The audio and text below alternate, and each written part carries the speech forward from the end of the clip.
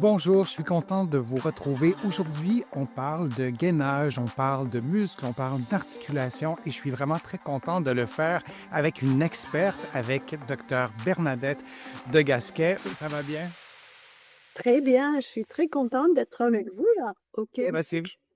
oui, oui, je suis exactement. En fait, on est à des milliers de kilomètres l'un de l'autre, mais je pense qu'on a une proximité aussi dans nos approches, dans notre façon de voir le corps humain. Tu es une experte en yoga, tu es une experte en santé de la femme, en gainage. On pourrait faire une longue, longue liste.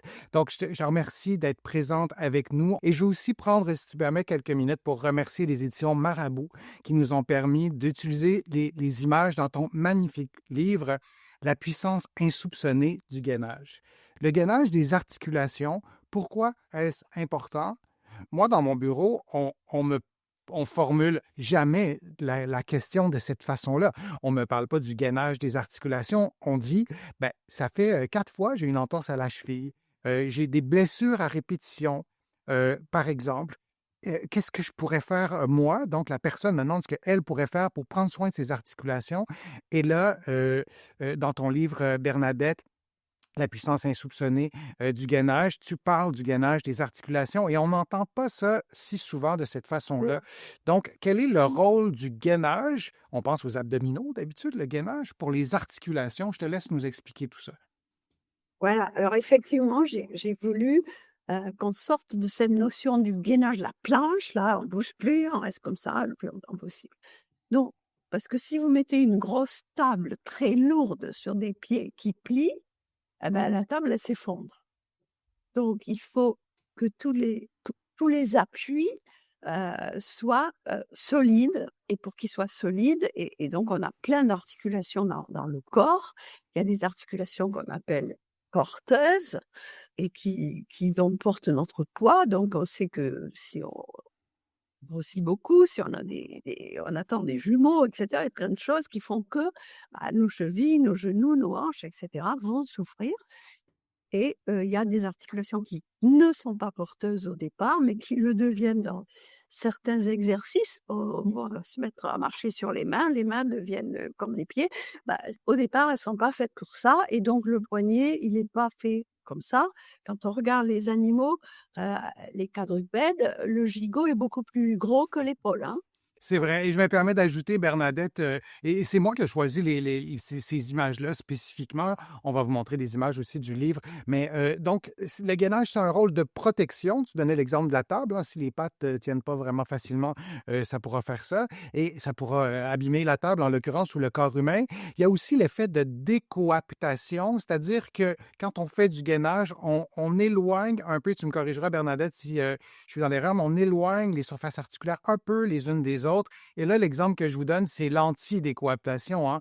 Le dos, c'est pas fait pour porter une boîte comme ça. Et peu de gens transportent une boîte comme ça de façon au premier degré, mais si on pense à ce qu'on fait subir à notre dos, parfois on n'est pas loin de ça et c'est à cause du stress. Et donc, on a cet effet-là aussi de décoaptation, de dégager, de déstresser les articulations.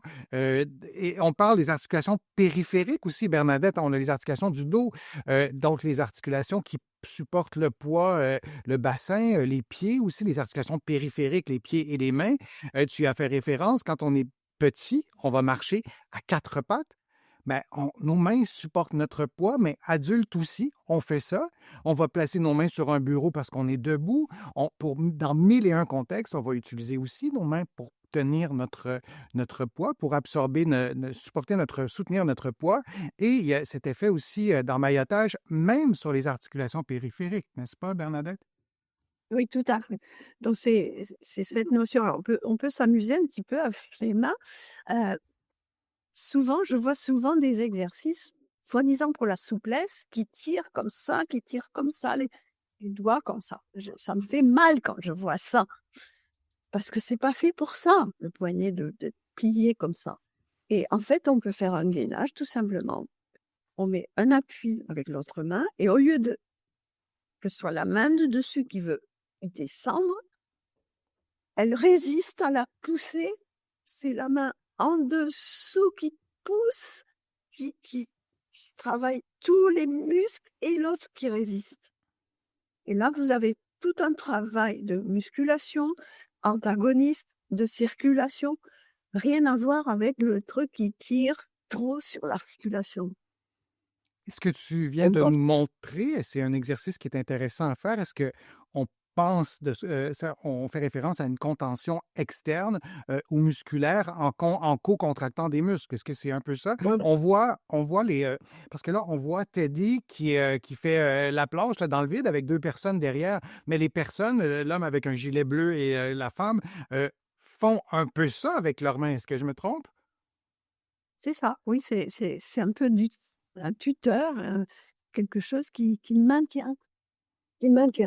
Et quand on regarde la photo là, qui est tirée du livre, et merci aux éditions Marabout de nous permettre d'utiliser les photos, mais si on voit la photo hors contexte, évidemment, il y a du texte avec, avec le livre, je vous rassure, mais la photo hors contexte, on a l'impression que c'est Teddy qui fait du gainage.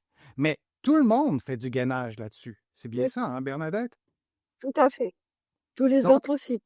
Donc, cette contention externe et contention dans le sens positif, c'est quelque chose d'essentiel aussi pour les articulations périphériques comme les mains, les poignets, mais on pourrait en nommer d'autres, les coudes, les genoux, les chevilles. Et dans nos Oui, activités, la nuque, on pourrait continuer à être très spécifique parce que dans la main, il y a plusieurs articulations. Mais dans nos activités ultra sédentaires, en tout cas pour une majorité de personnes et d'internautes qui sont avec nous aujourd'hui, est-ce que Bernadette, tu penses que nos activités ultra-sédentaires contribuent peut-être aussi à une certaine fragilisation de ces muscles qui vont faire cette contention externe, qui vont être antagonistes les uns des autres pour stabiliser? Est-ce que tu penses que ça a un effet négatif sur cette musculature-là? oui, mais bon, c'est vrai que la position assise, c'est la pire parce que si on s'appuie, on se repose et il n'y a plus rien qui travaille. On est porté par le mur et le dos travaille pas, les abdos travaillent pas, etc. Mais on peut être assis et travailler très fort, hein, Bien sûr. justement contre la gravité. Il faut toujours penser à la gravité. C'est ça. Et, Et et il y a le mot penser dans ce que tu as dit parce que intuitivement, là, si je suis devant un écran sur un Zoom ou un Teams pendant toute la journée, mon cerveau est ailleurs, presque.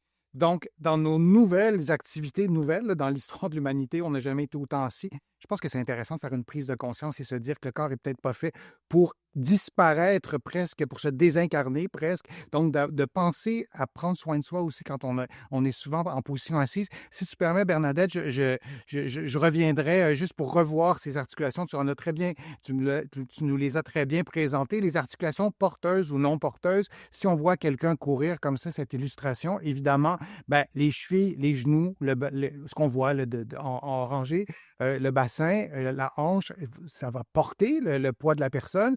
Ah, dans ce qu'on voit là, les poignets, les coudes ne sont pas, ou le cou n'est pas une articulation porteuse tant que ça, pour ce qui est du cou, les mains non.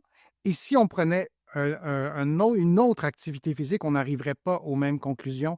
Alors, intuitivement, on se dit ce sont nos pieds qui nous portent, c'est vrai, mais dans bien des cas, ce sont les mains et c'est inscrit dans notre développement moteur. Un bébé qui ne passe pas de la position couchée à la position debout. On doit passer par différentes étapes. Bien sûr, tous les bébés n'ont pas la même séquence exacte d'un bébé à l'autre pour ce qui est de ces séquences, entre autres de marcher à quatre pattes ou de se déplacer, de mettre du poids sur les mains, mais c'est inscrit dans notre développement moteur. On s'en souvient pas, mais on a tous ou presque passé par là si on n'a pas eu de problème de santé, par exemple. Mais donc, le gainage des articulations, pourquoi est-ce important? Ben, tu nous as donné, Bernadette, des bonnes réponses. Est-ce que tu as quelque chose à ajouter? On a fait le tour sur l'importance du parce que gainage.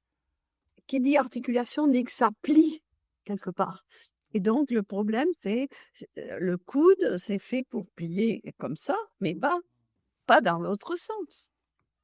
Et les genoux, etc. Et chez les gens qui ont un manque de gainage et qui ont une hyper laxité, eh ben, leurs articulations, elles partent à l'envers. Et ça, c'est source de beaucoup de problèmes. Merci pour ces informations. Merci pour votre présence, pour vos questions, pour votre intérêt aussi que vous avez porté à nos contenus. Merci beaucoup, beaucoup, Bernadette, de ton expertise, de ta générosité, de ta disponibilité. Ça a été très agréable aussi de construire le live en amont.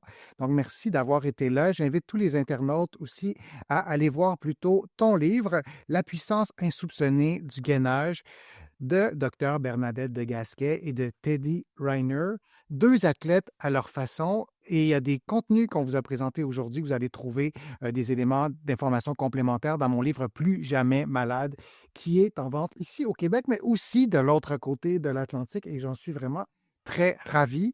Donc, encore une fois, merci Bernadette. Beaucoup de contenu que tu nous as donné, des informations qui seront très utiles pour notre santé articulaire. Tu as démystifié beaucoup de choses sur le gainage et c'est pour tout le monde, le gainage. Il y a plein de gens, tout le monde te remercie, Bernadette, pour tous ces conseils. Donc, une prochaine fois, merci à tout le monde et à bientôt. Merci.